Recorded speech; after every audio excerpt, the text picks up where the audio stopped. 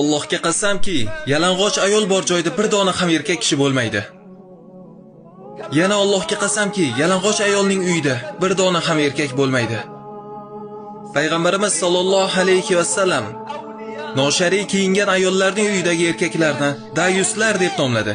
Imom Ahmad rahimahulloh Abdulloh ibn Amr ibn Os radhiyallohu anhu da rivoyat qilgan buyuk hadisda va bu hadisning isnodi sahih va bu Rasulullohning payg'ambar ekanliklariga dalolat qiluvchi hadis.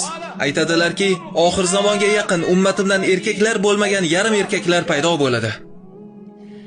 Erkak bo'lmagan dayus erkaklar. Ular masjidlarga birinchi qatorlarga namozga kelishadi, lekin ularning ayollari o'ranmagan yarim yalang'och. Subhanalloh.